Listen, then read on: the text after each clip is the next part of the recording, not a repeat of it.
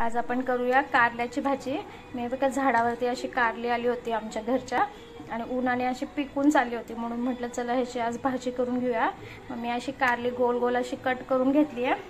कांदा, कढीपत्ता, मिरची, कोथिंबीर, हिंग आणि थोडीशी साखर लागणार आहे आपल्याला, मोहरी, जिरं आणि हळद लागणार आहे। इथे कढईमध्ये तेल तापवून घेतलंय। आता ह्याच्यात आपण सगळ्यात पहिलं टाकून घेऊया मोहरी, जिरे टाकून घेतलंय, हिंग टाकलाय आणि आता आपण हे सगळं एक एक साहित्य टाकून घेऊया।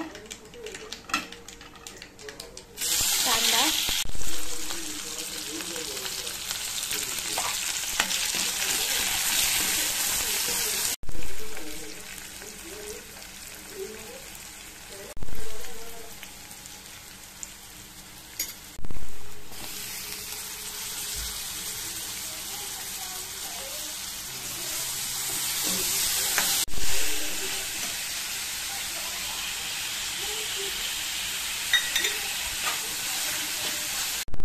मस्त अशी आपली कारल्याची भाजी तयार आहे। इथं वरून टाकायची कोथिंबीर, छान मिक्स करून घ्यायचे।